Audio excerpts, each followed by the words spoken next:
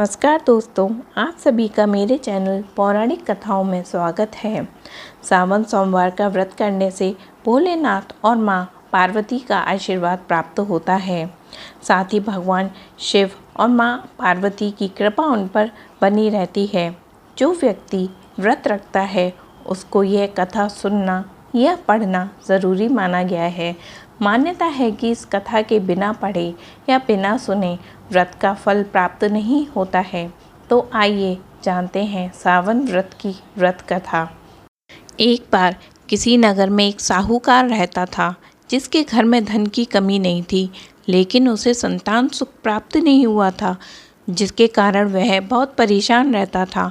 पुत्र की इच्छा से वह हर सोमवार व्रत भी रखता था और पूरी श्रद्धा के साथ शिव जी के मंदिर में जाकर भगवान शिव और माँ पार्वती जी की आराधना करता था। उसकी भक्ति भाव से माँ पार्वती प्रसन्न हो गई और भगवान शिव से उस साहूकार की मनोकामना पूरी करने का आग्रह करने लगी।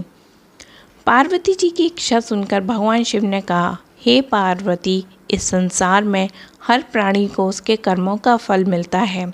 जिसके भाग्य में जो है उसे वह भोगना पड़ेगा। लेकिन पार्वती जी ने साहूकार की भक्ति का मान रखने के लिए उसकी मनोकामना पूरी करने के लिए कहा। माता पार्वती के आग्रह पर शिवजी ने साहूकार को पुत्र प्राप्ति का वरदान दे दिया, लेकिन साथ यह भी कहा कि इस बालक की उम्र केवल 12 वर्ष की होगी।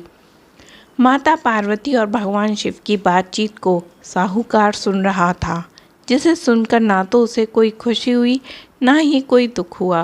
वह पहले की तरह शिव जी की पूजा करता रहा। कुछ समय बाद साहूकार को पुत्र की प्राप्ति हुई।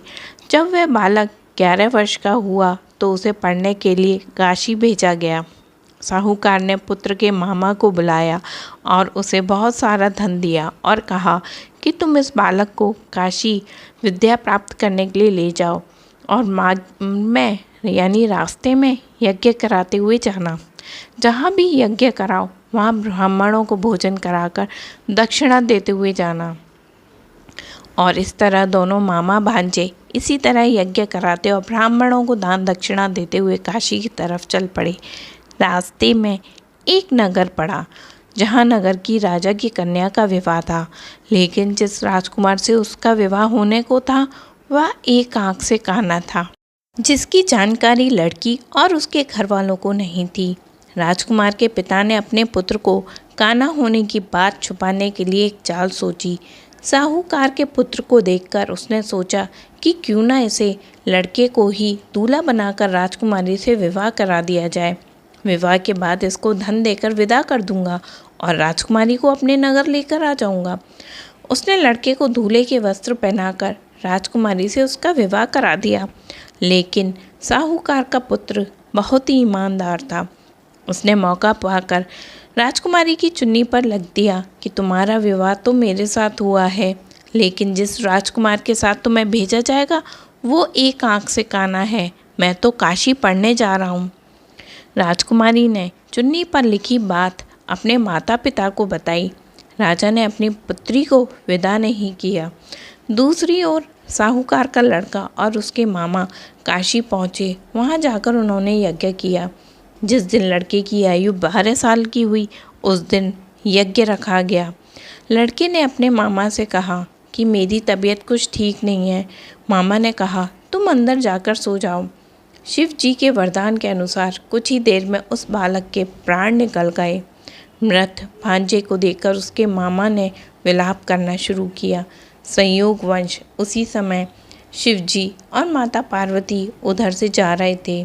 पार्वती ने भगवान से कहा, स्वामी, मुझे इसके रोने के स्वर सहन नहीं हो रहे हैं। आप इस व्यक्ति के कष्ट को अवश्य दूर करें। जब शिव जी मृत बालक के समीप गए तो बोले, ये तो वही उस साहूकार का पुत्र है जिसे मैंने 12 वर्ष की आयु का वरदान किया था। अब इसकी आयु पूरी हो चुकी है। लेकिन मातृभाव से विभोर माता पार्वती ने कहा, हे महादेव, आप इस बालक को आयु देने की कृपा करें, अन्यथा इसके वियोग में इसके माता पिता भी तड़प तड़प कर मर जाएंगे। माता पार्वती के आग्रह पर भगवान शिव ने उस लड़के को जीवित होने का वरदान दिया। शिव जी की कृपा से वह लड़का जीवित हो गया। शिक्षा समाप्त करके वह लड़का मामा के साथ अपने नगर की ओर चल दिया। दोनों चलते हुए उसी नगर में पहुँचे जहाँ उसका विवाह हुआ था। उस नगर में भी उन्होंने यज्ञ का आयोजन किया। उस लड़की के ससुर ने उसे पहचान लिया और महल में ले जाकर उसकी खातिरदारी की और अपनी पुत्री को विदा किया। उधर दूसरी तरफ साहूकार और उसकी पत्नी भूखे प्यासे रहकर बेटे के आने की प्रतीक्षा कर रहे थे। दोनों ने प्रण ले लिया था, यदि उन्हें अपने बेटे की मृत्यु का समाचार मिला तो वे अपना शरीर त्याग देंगे। परंतु अपने बेटे के जीवित होने की बात सुनकर वे बेहद प्रसन्न हुए। उसी रात भगवान शिव ने व्यापारी के सपने में आकर कहा, मैंने तेरे सोमवार के व्रत करने और व्रत कथा सुनने से प्रसन्न होकर तेरे पुत्र को लंबी आयु प्रदान कर रहा हूँ। इसी प्रकार जो कोई सोमवार व्रत करता है या कथा सुनता है, उसके सारे दुख और कष्ट दूर हो जाते हैं और मेरी कृपा उन पर बनी रहती है। आप सभी का दिन मंगलमय और शुभ हो।